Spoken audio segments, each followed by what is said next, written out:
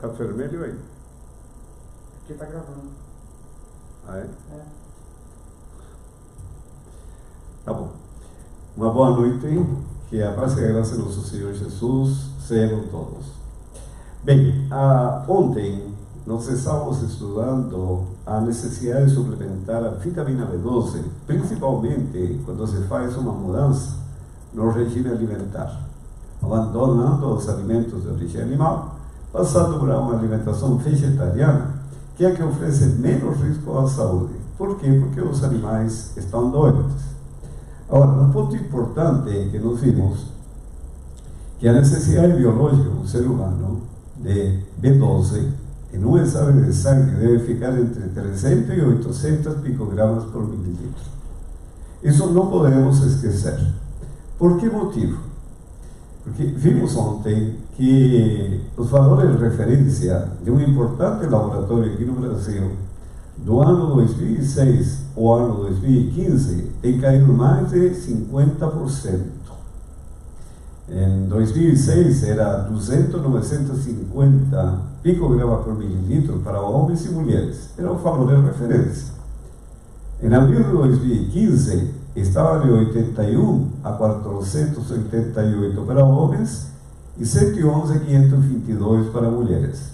Bom, esse é um sinal muito claro que a saúde da população, não somente do Brasil, no mundo inteiro, está realmente diminuindo significativamente. E é o que diz o Salmo 91, 1000 cairão de teu lado e 10.000 à direita. São 6.000 anos de pecado. Então o ser humano tem sido debilitando de geração para geração. Agora, por que é importante entender isso? Aqui nós temos a comparação de dois laboratórios, laboratório A e laboratório B, para o mesmo período, maio de 2011. Enquanto que o laboratório A, os valores de referência estavam entre 93 e 479 para homens e mulheres 116 a 517. E o laboratório B, 160 a 970 homens e mulheres.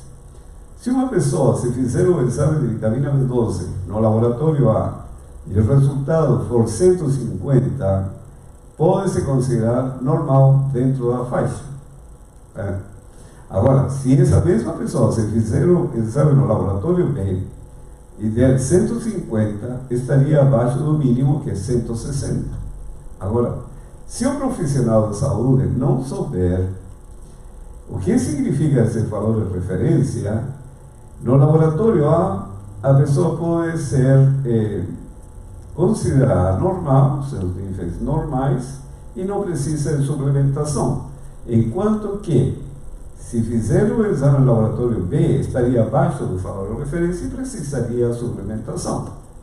Mas o interessante é que o nível adequado de vitamina B12 deve estar entre 300 e 800, quer dizer, em torno de 550. Significa que tanto faz, se fizer o exame no laboratório A, no laboratório B, nos dois casos precisa da suplementação. Vocês perceberam a importância disso? Agora, o Goodman é um tratado de farmacologia utilizado no mundo inteiro. Na terceira edição do ano 65, dizia que a necessidade de ingestão diária de B12 deveria ser de 1 micrograma por dia, mínimo. Na oitava edição do ano 90, agora a recomendação era 2 microgramas por dia, mínimo. E na 11ª edição do ano 2006, 2,4 mínimo. Por que foi aumentando? Porque a necessidade de vitamina B12 no mundo tem ido aumentando, devido ao aumento da atividade do ser humano. Quanto mais se trabalha, seja física, mentalmente, mais vitamina B12 consome. E ainda nós temos o problema do estresse oxidativo, que a vitamina B12 é um cofator do sistema antioxidante. E aí o gasto de vitamina B12 tem aumentado significativamente. Agora, o que fala o Goodman da oitava edição do ano 90? Que o mínimo necessário de ingestão diária era 2 microgramas por dia. Veja, textual. No homem, a necessidade nutricional diária de 3 a 5 microgramas. mínimo eram 2. Deve ser obtida de derivados animais na dieta. Ao mesmo tempo, os vegetarianos estritos raramente desenvolvem deficiência de vitamina B12.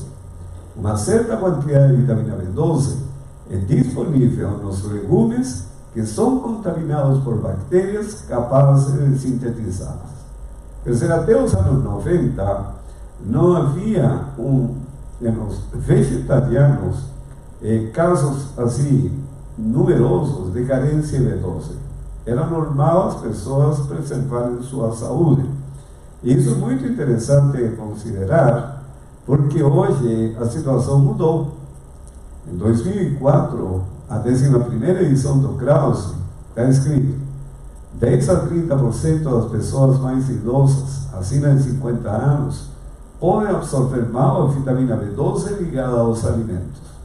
É aconselhável àqueles com mais de 50 anos de idade que atinjam suas necessidades mínimas, principalmente pelo consumo de alimentos enriquecidos com vitamina B12 ou um suplemento que contenha a vitamina B12. Quer dizer, mudou bastante a situação. Agora observem a situação do mundo, que já não é necessário ser vegetariano para apresentar carência de B12. Isso pode acontecer também com pessoas onívoras, que comem de tudo, lacto-vegetarianos. Por exemplo, aqui tem vários casos. Esta pessoa de 40 anos de idade, 3 anos e meio sem alimentação cárnea, consumia 2 ovos e 100 gramas de queijo por semana. Foi fazer a dosagem da vitamina B12 e deu 108 picogramas por mililitro. E os sintomas, apresentando sinais de cansaço e falta de energia para realizar as atividades usuais diárias. Comendo 2 ovos por semana e 100 gramas de queijo. Esse outro, 39 anos de idade, 4 anos sem alimentação cárnea, consumia até 3 ovos e menos de 100 gramas de queijo por semana. Fez a medição de B12, 118,7. Estando com parestesia e neuropatia severas, estava com síndrome do pânico.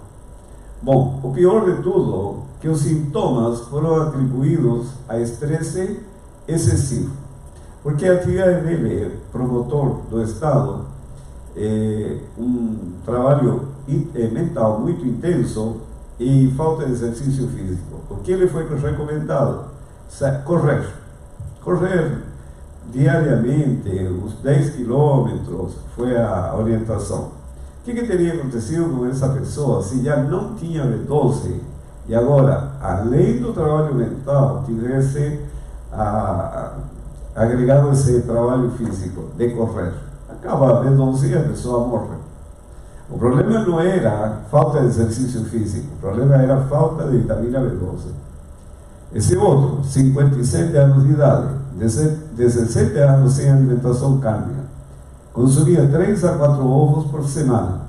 A B12 ele estava em 166, estando com neuropatia nos 2 últimos anos.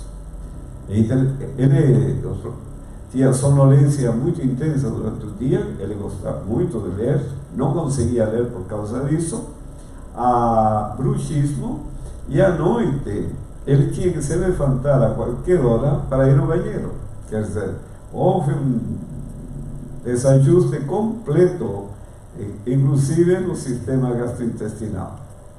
E não se levantava para urinar. E o interessante é que, neste caso, também os sintomas foram atribuídos à falta de descanso. Quer dizer, isso não se resolve com descanso, somente com suplementação da vitamina B12.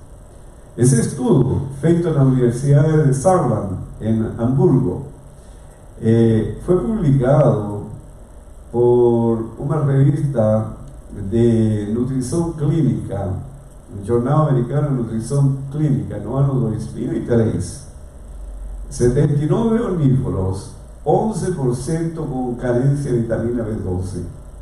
Dos 66 lacto-ovo-vegetarianos, 77% com carência de B12. E os 29 vegetarianos estritos, 92% com carência de B12. E o mais grave de tudo, que dos 79 onívoros, 16% com níveis elevados de homocisteína. E os lacto-vegetarianos, 38% com níveis elevados de homocisteína. E dos vegetarianos estritos, 67%. Quer dizer, expostos a ter um infarto e um AVC.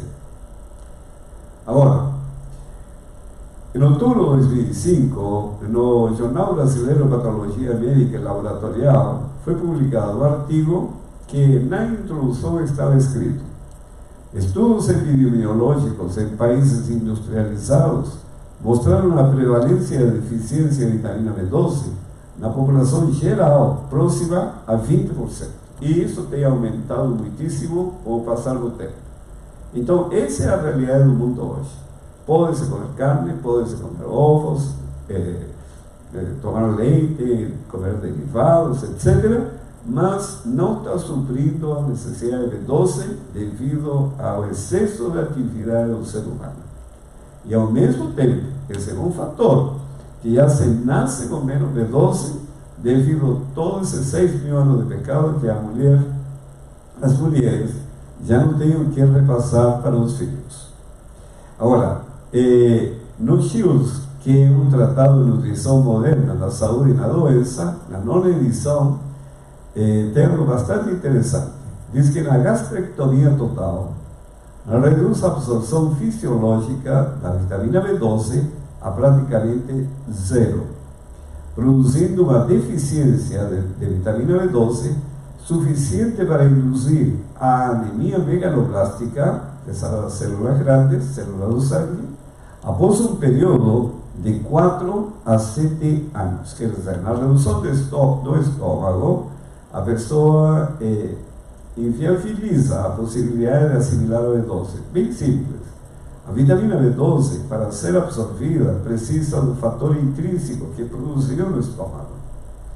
E sem o fator intrínseco não tem como ser absorvida. Então, por isso, no período de 4 a 7 anos, acaba a reserva que a pessoa tem no fígado e a partir daí começa a ter todos os problemas de deficiência de vitamina B12. Isso é muito significativo, porque aqui está falando de uma redução do estômago, mas e nos casos que a pessoa adopta por uma mudança no regime alimentar, passa por uma alimentação vegetariana, que já por si carece de vitamina B12, não tem. Então, em que tempo, em média, vai acabar sua reserva de vitamina B12? Entre 4 e 7 anos. Mas existem muitíssimos casos que em um ano já não tem mais B12. Tem outros que levam muito mais tempo. Tá? Conheço uma senhora que é uma raridade, que é da amamentação, passou para a alimentação vegetariana e nunca comeu alimentos de origem animal. Ela fez um exame de B12 e estava em um nível acima de 700. Mas isso é um caso muito raro. O normal é que abandone a alimentação de origem animal e em pouco tempo já apresenta todos os sintomas de carência de B12. Agora, em tudo isso existe a responsabilidade. E muitos se perguntam, se Deus fez o homem vegetariano, por que precisa suplementar? Pois bem, nós estamos vivendo fora do tempo de Deus. Isso é bem claro. Veja o que está escrito no livro do Evangelismo, na página 695. Diz o Senhor: convence os adventistas, depois do grande desapontamento de 1844, sustido firme sua fé e seguido afantes unidos, segundo a providência de Deus que les abriu o caminho, recebendo a mensagem do terceiro anjo, e no poder do Espírito Santo, proclamando ao mundo, haveriam visto a salvação de Deus. O Senhor teria operado poderosamente com os esforços deles. A obra haveria sido concluída e Cristo teria vindo antes para receber seu povo, para dar-lhe seu galardão. Então, qual era os planos do Senhor? Logo após 1844, a igreja consagrada e cumprido a missão, o Senhor teria vindo acabar com a história do pecado. Infelizmente, a igreja não se consagrou, não cumpriu a missão, foram passando os anos e se foi acabando a vitamina B12 e a geração está nascendo cada vez com menos B12. Bom, passaram os anos, o Senhor vendo a situação, começou a dar conhecimento, e de 1926, as primeiras evidências da existência de B12, se chega a 1979, quando o comprimido fica disponível no mercado. Quando começa a acontecer os casos de maneira significativa de carência de B12, 1990. Então, se hoje nós precisamos de comprimido, temos que dar graças a Deus. Por quê? Porque nós que temos grande responsabilidade, e enquanto não compramos a missão de apresentar a última mensagem ao mundo, não somente vamos ter que continuar tendo problema de vitamina B12. Hoje, o buraco da camada do ozônio impede as pessoas de tomar luz solar, que é um dos 8 remédios naturais. A água está faltando no mundo, e assim as complicações vão ir aumentando. E veja, no mesmo livro, páginas 695, 696, não era a vontade de Deus que a vida de Cristo fosse sido assim retardada. Não era desígnio seu que seu povo, Israel, vagasse 40 anos no deserto.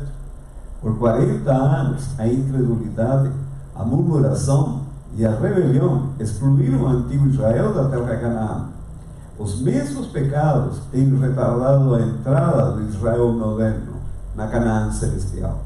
Em nenhum dos casos houve falta da parte das promessas de Deus. É a incredulidade, o mundanismo, a falta de consagração e a contenda entre o professo povo de Deus que nos tem detido neste mundo de pecado e dor por tantos anos. Então, a responsabilidade recai sobre nós, porque se nós tivéssemos cumprido a missão, já há muito tempo o Senhor Jesus teria voltado à terra.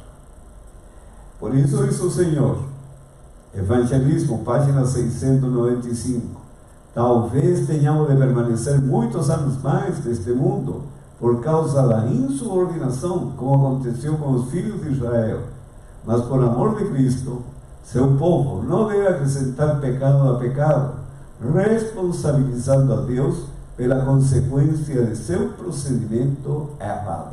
Então, a responsabilidade recai sobre nós. E a posição da igreja, da Associação Geral do Departamento de Saúde, é muito clara. Diz, recomenda, vegetarianos estritos deveriam incluir em sua dieta alimentos enriquecidos com vitamina B12 ou usar suplemento de vitamina B12. Isso deveria ser observado, especialmente por aquelas que estão grávidas no período da amamentação. Então, a igreja tem uma posição correta quanto à questão da vitamina B12. Agora, vamos ver como suplementar. Este estudo foi feito pela Universidade de Andrews, Departamento de Nutrição, e eu transformei em curvas e comparando comprimidos que existem aqui no Brasil. Os comprimidos que encontramos na farmácia são de 6 microgramas, 10 microgramas, 15 microgramas, 25, 50 e 5 mil microgramas. É o que é disponível no mercado. Agora, o que nos ensina essa curva?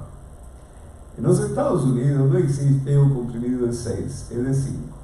Então, para um comprimido de 5 microgramas, o organismo absorve 28% e entra no sangue 1,4%. Se a pessoa toma um comprimido de 10, absorve 16% e entra no sangue 1,6%. Se toma um comprimido de 15, absorve 11% e entra no sangue 1,61%. E se toma um comprimido de 25, absorve 6% e entra no sangue 1,57%. Agora, se toma um comprimido de 50 microgramas, absorve 3% e entra no sangue 1,5%. Captaram? Você percebe que não entra mais do que 1,6%? Como podemos entender isso? Observe essa porta. Quantas pessoas passam simultaneamente por ela? 4. E se chegam 8, quantas pessoas passam simultaneamente? 4. E se chegam 16, quantas passam simultaneamente? 4. Então, a porta saturou em 4. E o que acontece com o receptor de B12? Ele satura em 1,6. Não adianta colocar mais vitamina que não passa mais. E por que existe, então, de 10, 15, 25, 50? É uma questão de marketing. O preço varia muito pouco de uma para a outra. Agora, geralmente, o consumidor que não sabe, ele, por uma diferença de alguns centavos, acaba comprando a que tem mais B12. Mas, na verdade, o organismo não vai assimilar mais do que o que forneceria um comprimido de 10 microgramas. Por isso que o Departamento de Medicina da Universidade de Maryland recomenda suplementar com comprimido de 10 microgramas. Mas espere um pouco. Isso quando a pessoa vai fazer uma suplementação por um período de tempo curto, considerando que ele tem outras fontes de vitamina B12. Mas não é o caso do vegetariano. O vegetariano terá que fazer uma suplementação permanente até a vinda do Senhor Jesus. Só que nesse caso não poderia estar tomando comprimidos todos os dias porque é um químico e vai produzir efeitos sobre o fígado. Então, qual seria a melhor solução para nós? Bom, existe um comprimido de 5.000 microgramas. Se vocês observam, nos receptores satura. Agora, o que diz o Goodman quanto à manutenção dos níveis de B12 no sangue? Doses intramusculares de 100 a 200 microgramas de cianocobalamina, uma vez por mês, todos os meses, até a vinda do Senhor Jesus, mantém o nível de B12 normais, entre 300 e 800. Só que não existem doses de 100 microgramas nem de 200 microgramas. São de 5.000 e 10.000. Agora, a injeção de B12 é bastante dolorida, mas existe uma solução mais amena. O próprio Goodman fala disso. E no Brasil nós temos os comprimidos de 5.000 microgramas. Tem o Cytoneulin 5.000 e o Denfrix 5.000. Os dois são comprimidos de 5.000 microgramas. Segundo o laboratório Merck, de um comprimido de 5.000 microgramas, o organismo absorve 1%, que corresponde a 50 microgramas. Mas não mais pela porta, agora é pelas janelas. Não mais pelo receptor de B12, mas passa por difusão devido a ser muita vitamina B12. O importante é que no sangue chegam 50 microgramas. E na recomendação do Goodman, considera 100 microgramas para pessoas idosas sedentárias, de pouquíssima atividade, e 200 microgramas para pessoas muito ativas. Então, vejamos, se cada comprimido aporta com 50 microgramas, uma pessoa idosa sedentária, 2 comprimidos por mês resolve o problema, um a cada 15 dias. Uma pessoa muitíssimo ativa, cada comprimido aporta com 50 e precisa de 200, então 4 comprimidos por mês resolve o problema. Tomaria um comprimido por semana, correto? E aí poderia manter os níveis de B12 acima de 300. E aí resolve o problema da vitamina B12. Agora, qual seria o melhor dia para tomar esse comprimido? O que vocês acham? Bom, o melhor dia é sexta-feira. Por quê? Porque no sábado você vai ter a melhor disposição de adorar a Deus. Acredito que ninguém vai dar um cochilo durante o culto. Então vai ser muito bom. Agora, existem algumas contraindicações dos comprimidos 5.000 microgramas, porque vem com vitamina B1 e vitamina B6. Então, são fornecidos para atender a necessidade de uma faixa etária acima de 14 anos. Tá? E também tem que tomar cuidado pacientes com hipersensibilidade reconhecida qualquer um dos seus componentes, que o maior problema é a vitamina B1. Tá? Então, se a pessoa sabe que tem alguma reação contrária à vitamina B1, tiamina, aí teria que mandar manipular os comprimidos. Agora, pacientes parkinsonianos em tratamento com levodopa isolada, teria que avisar o médico para mudar a medicamentação, para não entrar em conflito com a vitamina B12. E informar a seu médico ou cirurgião dentista se está fazendo uso de algum outro medicamento que possa entrar em conflito. Um dos antibióticos que entraria em conflito com a B12 é a tetraciclina, que hoje é pouco usada, mas se porventura precisa usar, entraria em conflito com a B12. Agora, outro aspecto interessante de considerar é o seguinte: o Shields nos fala sobre absorção e transporte da vitamina B12. E diz que o conteúdo corporal total de vitamina B12 em adultos é de 3 a 5 miligramas, 50% dos quais se encontram no fígado. E observe, a adenossilcobalamina responde por mais de 70% da vitamina B12 no fígado, eritrócitos, cérebro e rins. E a vitamina B12 plasmática é principalmente metilcobalamina, 60 a 80%. O restante é hidroxilcobalamina e adenossilcobalamina. Bom, por que é importante entender esse assunto? Porque a vitamina B12 você vai suplementar com cianocobalamina, que é o que normalmente se utiliza no mercado. No fígado se produz quebra de moléculas e transforma cianocobalamina em hidroxilcobalamina. E finalmente, hidroxilcobalamina é transformado em metilcobalamina e adenossilcobalamina, que são as duas formas ativas da vitamina B12. Essas duas formas ativas cumprem funções muito importantes.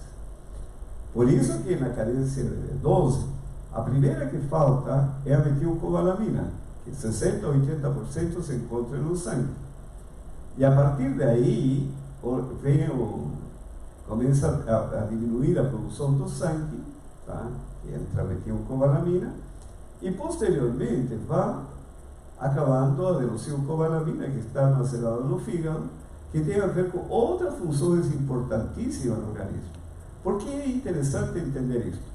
Porque hoje existe uma tendência de suprir as carências de B12 suplementando com metilcobalamina em vez de cianocobalamina, alegando de que cianocobalamina é tóxica porque tem cianeto, mas não existem evidências de que a suplementação com cianocobalamina possa produzir intoxicação. E aí as pessoas que entram pelo caminho do metilcobalamina vão ter carência de adenossilcobalamina com seríssimo problema para a saúde. Vejam por quê. Observe, neste gráfico nós temos a suplementação com cianocobalamina, a produção de hidroxilcobalamina a partir desta, e finalmente as duas formas ativas, metilcobalamina e adenossilcobalamina. Estas são as funcionais. Então, esse estudo foi feito por uma equipe de cientistas da Índia e foi publicado pelo Jornal Europeu de Nutrição Clínica. Isto foi publicado em 2015. Tá? O título do estudo é muito interessante. Eu vou ler aqui atrás que está mais fácil. Diz: tratamento de deficiências de vitamina B12, metilcobalamina, cianocobalamina, hidroxilcobalamina, esclarecendo a confusão. Que esse é o problema hoje. Hoje existe uma verdadeira confusão a respeito disso. Então observem quais as conclusões deles. E eles dizem o seguinte na introdução desse trabalho: a vitamina B12, cianocobalamina, possui duas formas de coenzima ativa, metilcobalamina e adenossilcobalamina. Houve uma mudança de paradigma no tratamento da deficiência de vitamina B12, de modo que o metilcobalamina está sendo amplamente utilizado e promovido. E observe, isto ocorre apesar do fato de que tanto o metilcobalamina quanto a adenossilcobalamina são essenciais e têm destinos e funções metabólicas distintas. Então eu não posso negligenciar nenhuma dessas duas coenzimas. E observem por quê. O metilcobalamina está envolvido principalmente com o folato na hematopoiese, formação do sangue, e o desenvolvimento do cérebro durante a infância. Quer dizer, é muito importante o metilcobalamina. Enquanto deficiência de adenossilcobalamina compromete o metabolismo dos carboidratos, gorduras e aminoácidos, e, portanto, compromete a formação da mielina. Bom, se fosse só a mielina, que já é um sério problema, que é aquele revestimento, esse material isolante que reveste muitas das fibras nervosas. Mas o maior problema, se compromete o metabolismo dos aminoácidos, isso significa que acaba com a saúde do ser humano, porque neurotransmissores são formados por aminoácidos, anticorpos, hormônios, enzimas, todos são formados por aminoácidos. Se compromete a absorção desses aminoácidos, está comprometendo com a saúde do indivíduo. Por isso eu não posso suplementar só com metilcobalamina. Ou suplemento com cianocobalamina, que é o que está disponível no mercado brasileiro, ou teria que importar dos Estados Unidos suplementos que contenham metilcobalamina e adenossilcobalamina. Agora, veja o que diz por último. Deficiência de vitamina B12 deve ser tratada com uma combinação de metilcobalamina e adenossilcobalamina, ou hidroxicobalamina, ou cianocobalamina. Mas hidroxicobalamina não pode ser usada de maneira contínua, porque senão produz anticorpos. Então isso se usa em situações muito especiais, porque tem uma permanência maior no corpo, até 90 dias, enquanto que cianocobalamina é 30 dias. Então, num acidente, perda de sangue, a pessoa precisa recuperar sangue, aí se dá hidroxicobalamina. Mas não posso continuar suplementando dessa maneira. Aqui no Brasil, minha opção mais segura é cianocobalamina. E se conseguir suplementos de metil e adenossil, aí está resolvido o problema. Agora, no estudo diz, em relação à via, comprovou-se que a via oral é comparável à via intramuscular para corrigir a deficiência da vitamina B12. Então, tanto faz tomar a injeção ou pode ser também o comprimido. Bom, as crianças, a solução poderia ser esses leites que já vêm enriquecidos com vitaminas, entre elas a vitamina B12. Tem vários leites de soja, mas em geral são bem caros e ao longo do mês pode pesar no orçamento. Existem soluções mais econômicas, como a maizena rosina, maizena cremogema, que são da Unilever, e o creme de arroz da Yoki, que 2 colheres de sopa tem em torno de 1 micrograma de vitamina B12. Agora, o grande problema é que essas maizenas são de milho transgênico, mas o arroz também é transgênico hoje, e assim não ficamos livres disso. Agora, outra solução entre os comprimidos para crianças de 10 a 14 anos seria recomendado, por exemplo, o Beneroc Complex, polivitamínico complexo B da Bayer. São comprimidos de 10 microgramas. Só que para que tenha B12 tem que estar escrito Complex. Na mesma embalagem, sabe? Igual, verde e branco.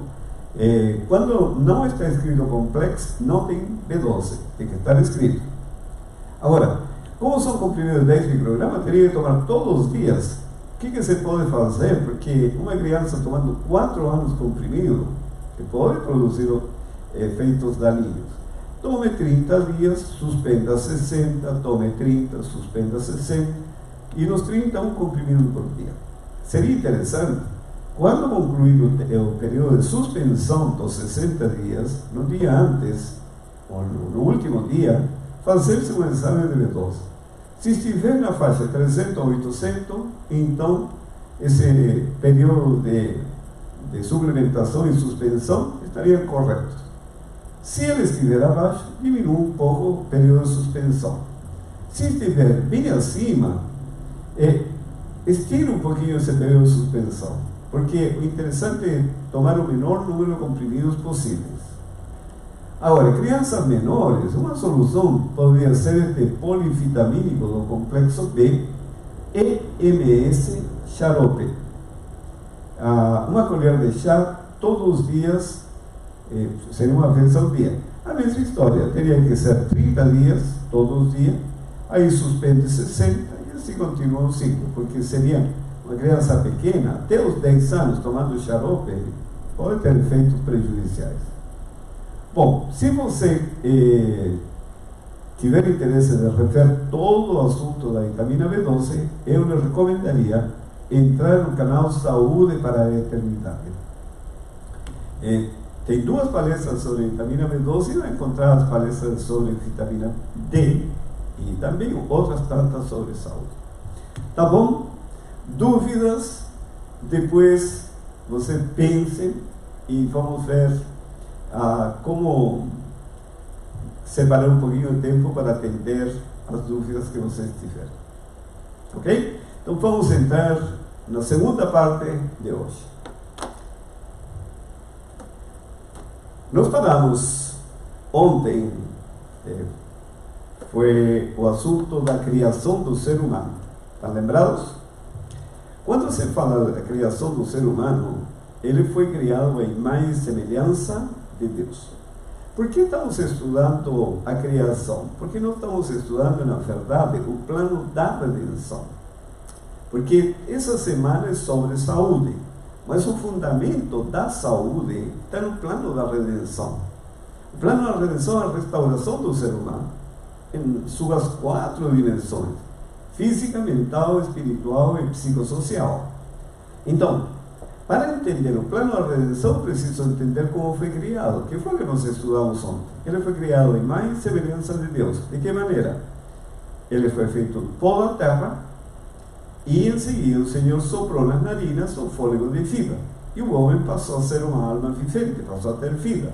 Isso está em Gênesis capítulo 1, versículos 25 e 26. E o que era o fôlego de vida? Mostramos que é a palavra de Deus.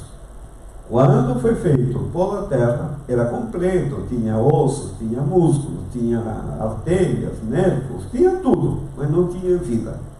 O que fez o Senhor? Enxertou a palavra, o cérebro de Adão, e ele passou a ter uma vida semelhante ao Criador. Por quê? Porque a palavra é justa, é santa, é boa, e ele passou a ser justo, santo e bom.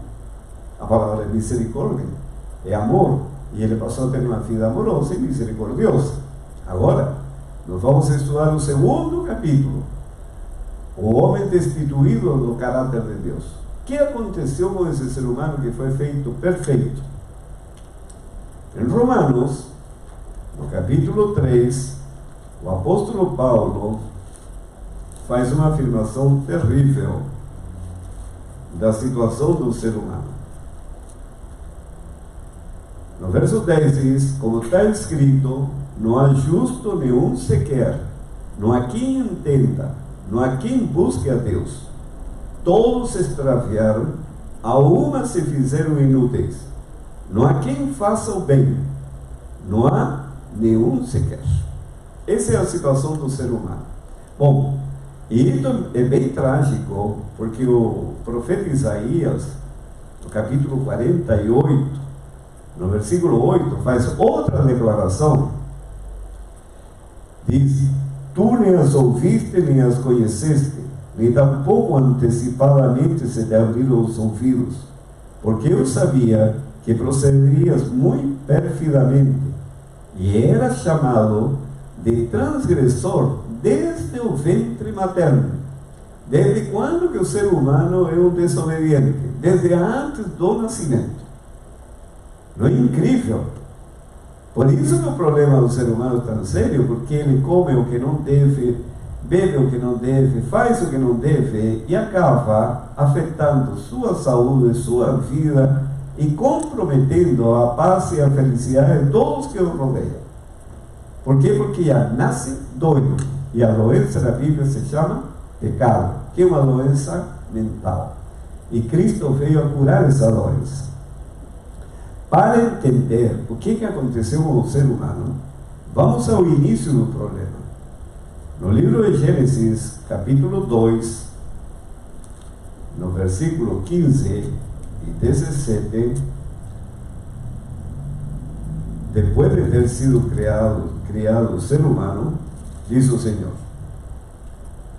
tomou, pois, o Senhor Deus ao homem e o colocou no jardim do Éden para o cultivar e o guardar. E o Senhor Deus lhe deu esta ordem. E observem agora quais são as orientações do Senhor. Qual é o verbo que aparece? E o único verbo que utiliza. Diz assim: e o Senhor Deus lhe deu esta ordem: de toda a árvore do jardim comerás livremente, mas da árvore do conhecimento do bem e do mal não comerás, porque no dia em que dela comeres, certamente morrerás. Interessante, o verbo comer aparece 3 vezes. Todo problema do ser humano surge em torno do regime alimentar. O Senhor deu a alimentação que comer e lhe diz o que não deviam comer, que se comessem desse alimento, morreriam. O problema não estava no alimento, por certo. Bom, no capítulo 3 está o relato da primeira cena de mediunidade na história do mundo. Lúcifer fala através de uma serpente e seduz a Eva a entrar num diálogo com Lúcifer por meio desse médium que era a serpente. Veja o que diz o versículo 1, capítulo 3. Já tinha acontecido o conflito no céu. Lúcifer já tinha arrastado junto com ele 1/3 dos anjos na rebelião. Logo depois, o Senhor cria esse planeta Terra e Adão e Eva, e para que ele não se envolvesse na rebelião, lhe deu uma série de orientações. Mas, infelizmente, Lúcifer se utiliza a serpente para seduzir a Eva e ela se esquece de tudo que Deus falou. Veja o que diz o verso 1. Mas a serpente, mais sagaz que todos os animais selváticos que o Senhor Deus tinha feito, disse à mulher: é assim que Deus disse: não comereis de toda a árvore do jardim? Respondeu-lhe a mulher: do fruto das árvores do jardim podemos comer, mas do fruto da árvore que está no meio do jardim, disse Deus: dele não comereis, nem tocareis nele, para que não morrais. Bom, o Senhor deu orientação quanto ao que podiam e o que não deviam comer. Aqui Lúcifer, sabendo das restrições, vem a seduzir a Eva justamente no ponto do comer o que não deviam. E qual foi a argumentação de Lúcifer?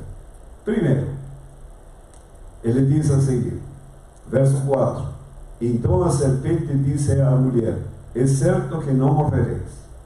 O Senhor tinha dito que se comessem morreriam. E aqui Lúcifer diz: não, Deus é mentiroso, ele não falou a verdade. Impressionante, sabe? Justamente as deficiências de caráter dele atribui a Deus. No verso 5, e aqui vem o ponto que é importante para nós entendermos muito bem. Porque Deus sabe que no dia em que dele comerdes, se vos abrirão os olhos, e como Deus, quer dizer, semelhantemente a Deus, sereis conhecedores do bem e do mal. O que Lúcifer está falando com isso? Está falando que se você conhece tanto o bem como o mal, assim como Deus o conhece, você pode ter uma vida independente de Deus. Você não precisa mais de Deus. Foi isso que ele falou. E foi nisso que Eva acreditou. Sabe, ter uma vida independente de Deus. E isso é uma ilusão, porque nós somos criaturas e Deus é o Criador. É como uma lâmpada aqui. A lâmpada emite luz, porque está ligada à fonte de energia. Retire essa lâmpada ali, para que fique independente da fonte de energia. Que luz ela vai emitir? Assim também conosco. Separados de Deus, não existe vida. A vida vem de Deus. Nós não temos vida independente de Deus. Por isso que o ser humano está condenado a morrer. E por isso que o Senhor Jesus Cristo veio a este mundo para trazer-nos a verdade. Lúcifer introduziu a mentira para trazer-nos a esperança e a vida. Agora observe mais um ponto. Então, Lúcifer diz que podia ter vida independente de Deus. No verso 6, vendo a mulher que a árvore era boa para se comer, agradável aos olhos e árvore desejável para dar entendimento, tomou-lhe do fruto e comeu, e deu também ao marido, e ele comeu. Veja que Eva não seguia mais pela palavra, ela se esquece da palavra, deixa de lado e seguia pelos sentidos. E isso é para nós uma lição muito importante, porque nós estamos sujeitos a, em qualquer circunstância, nos esquecer da palavra de Deus, deixá-la de lado e morrendo pelos sentidos. E esse foi o grande erro de Eva. Tomou o fruto e comeu. E envolve o marido a isto. Agora ela se torna um instrumento de Satanás para seduzir o marido. E em seguida diz: tomou do fruto. Bom, verso 6, vamos repetir. Vendo a mulher que a árvore era boa para se comer, agradável aos olhos e árvore desejável para dar entendimento, tomou-lhe do fruto e comeu, e deu também o marido, e ele comeu. Bom, qual foi o resultado de tudo isso? Vários resultados. O primeiro, abriram-se então os olhos de ambos, e percebendo que estavam nus, cozeram folhas de figueira e fizeram atentais para si, procuraram se cobrir. Quando um ser humano tenta se cobrir? Quando sua intimidade é invadida por alguém. E só os olhos de alguém que invade a privacidade da pessoa, e a pessoa procura se cobrir. Agora, o que havia nos olhos de ambos? Cobiça. E de onde surge a cobiça? Logo depois que tomou o fruto da árvore e comeu. Então, o que aconteceu? Por que ela tomou o fruto? É óbvio que se esqueceu da palavra de Deus.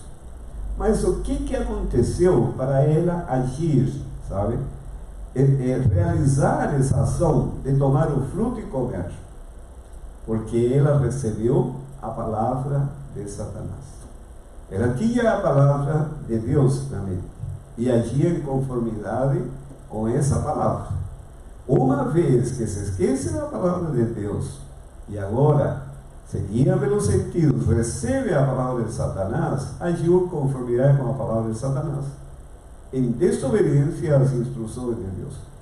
No resultado, a mente se corrompeu. Por isso que surge a cobiça, e não somente a cobiça. Veja o que diz no versículo 8: quando ouviram a voz do Senhor Deus que andava no jardim pela viração do dia, esconderam-se da presença do Senhor Deus, o homem e sua mulher, por entre as árvores do jardim. Nunca tinham tido medo de Deus, nunca tinham sentido necessidade de se esconder, mas agora que entrou a palavra de Satanás, passaram a ter medo e necessidade de se esconder. Verso 9: e chamou o Senhor Deus ao homem e lhe perguntou: onde estás? Ele respondeu: ouvi a tua voz no jardim, e porque estava nu tive medo e me escondi. Perguntou-lhe Deus: quem te fez saber que estavas nu? Comeste da árvore que te ordenei que não comesses? Então disse o homem: a mulher que me deste por esposa, ela me deu da árvore e eu comi. Adão não assume a responsabilidade, mas acusa a Eva. É interessante que a Bíblia diz que o espírito acusador é do diabo. ao receber a palavra de Lúcifer, recebemos o espírito de Lúcifer, o espírito acusador. E isso também aconteceu com a mulher. Verso 13, diz o Senhor Deus à mulher: que é isso que fizeste? Respondeu a mulher: a serpente me enganou e eu comi. Não assume a responsabilidade e acusa a serpente, indiretamente a Deus, que fez a serpente. Vocês percebem? O que significa desobedecer? Esquecer-se a palavra de Deus é receber a palavra de Satanás e corrompe a mente, e a mente passa a assimilar o caráter de Satanás. Passaram a ter medo, tiveram necessidade de se esconder e assimilar o espírito acusador do diabo. Agora, as consequências disso são muito mais graves. No capítulo 5, verso 3, nos fala da descendência de Adão. E na descendência, diz, verso 3, viveu Adão 130 anos e gerou um filho, à sua semelhança, conforme a sua imagem, e lhe chamou Sete. Como nasceu o filho? Com as mesmas características agora de Adão, com medo de Deus, com a necessidade de esconder, com vergonha, necessitando se cobrir, com o espírito acusador. E assim, de geração para geração, os filhos vão nascendo à imagem e semelhança do Pai aqui na terra, até chegar ao tempo presente, que segundo o relato de 1 Timóteo, no capítulo 2 Timóteo, no capítulo 3, 2 Timóteo capítulo 3, no versículo 1, diz: sabem, porém, isto: nos últimos dias sobrevirão tempos difíceis, pois os homens serão egoístas, avarentos, jactanciosos, arrogantes, blasfemadores, desobedientes aos pais, ingratos, irreverentes, desafeiçoados, implacáveis, caluniadores, sem domínio de si, cruéis, inimigos do bem, traidores, atrevidos, enfatuados, mais amigos dos prazeres que amigos de Deus. Esse é o resultado do pecado que começou lá no Éden e se arrastou até os dias de hoje. Bom, por que o ser humano é isso? O apóstolo Paulo, em 2 Coríntios, capítulo 11, ele é bem claro em explicar o problema que aconteceu na raiz, lá no Éden.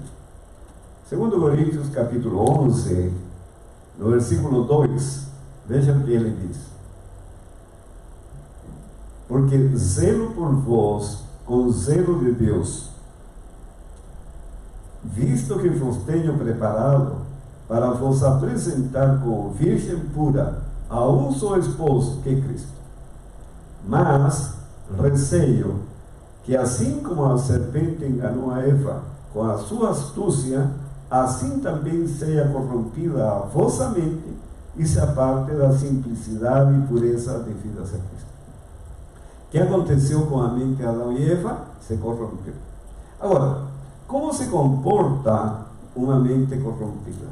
Aí em Gálatas, capítulo 5, no versículo 19, Paulo relaciona bem quais são os frutos produzidos na vida corrupta. Ora, as obras da carne são conhecidas, e são prostituição, impureza, lascívia, idolatria, feitiçarias, inimizades, porfias, ciúmes, iras, discórdias, dissensões, facções, invejas, bebedices, glutonarias e coisas semelhantes a estas, a respeito das quais eu vos declaro, como já no passado vos preveni, que não herdarão o reino de Deus os que tais coisas praticam. Então o apóstolo Paulo é bem claro. Agora, o que eu acho interessante, que nesta descrição de uma mente corrupta, ele coloca no mesmo nível tanto a feitiçaria como a idolatria, a bebedice e a glutonaria. Não há diferença. São todas manifestações de uma mente doente por causa da desobediência que aconteceu no passado, e isso foi aumentando com o passar dos anos. Essa é a situação atual do ser humano. Então, e a situação é tão grave, se nós observarmos agora no capítulo 24, capítulo 24, no mesmo capítulo 5, versículo 24, o Senhor nos dá o único caminho a ser seguido. É o Senhor Jesus Cristo. Porque o Senhor Jesus veio a esse mundo com que propósito? Diz João Batista, quando ele viu o Senhor Jesus se aproximando: eis o Cordeiro de Deus que tira o pecado do mundo. Isso está em João capítulo 1, verso 29. Mas o Senhor Jesus foi muito claro: conhecereis a verdade, e a verdade vos libertará. Então, antes de ler esse texto de Gálatas, eu gostaria de ler com vocês, para já encerrarmos esse estudo, o que está escrito no Evangelho de João, no capítulo 8.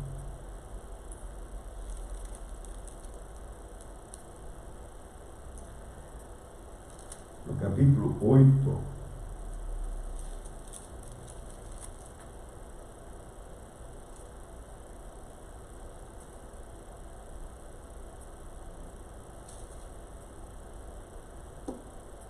no versículo